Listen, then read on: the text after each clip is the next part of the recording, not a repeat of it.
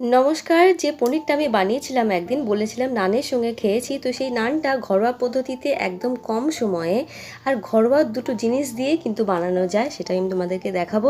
অবশ্যই বানিয়ে ফেলেছো অনেকে, কিন্তু আমি এই ট্রাই করলাম আর কি, তাই শেয়ার করলাম। উষ্ণ গরম জলে কিন্তু একটু চিনি একটু নুন দিয়ে ময়দাটা দিয়ে দিলাম। ময়দাটা কিন্তু 750 মতো ছিল আমাদের।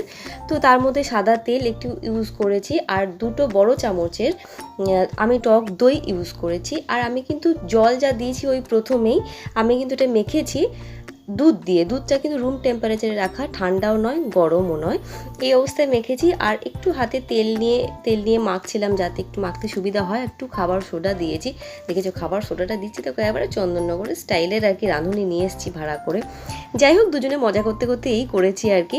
দুধটা কিন্তু একেবারেই ঢেলে দিইনি, একটু একটু করে নিয়ে কিন্তু মেখেছি। আর হাতে একটু তেল নিয়ে মেখেছি যাতে আমার একটু সুবিধা হয়।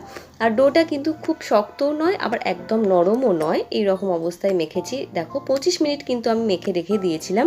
আর বেলবার সময় কিন্তু একটু কালো জিরে আর ধনেপাতা দিয়ে বেলবার চেষ্টা করেছি, দেখেছি আর কি এভাবেই বেলে।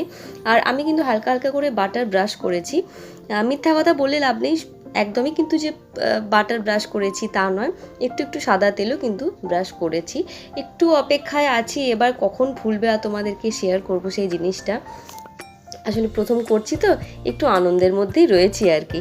তো অনেকেই ট্রাই করা হয়ে গেছে, যারা করোনি ভাবছো অনেক টাইম লাগবে এখন, একদমই নয়, তোমরা কিন্তু করতেই পারো। মানে রাত্রেবেলা ভাবলেই কিন্তু করে নেওয়া যায় আর কি, যদি রুটি খেতে না চাও।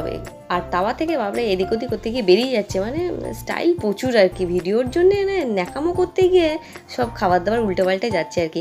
যাই হোক, অবশ্যই ট্রাই করবে, খেতে কিন্তু খুব ভালো হয়েছিল। খুব ফ্লপি নেসটা এসেছে, ইস্টের ব্যবহার আমি করিনি, দই আর টক খাবার সোডা দিয়ে কিন্তু করা যায়। টাটা।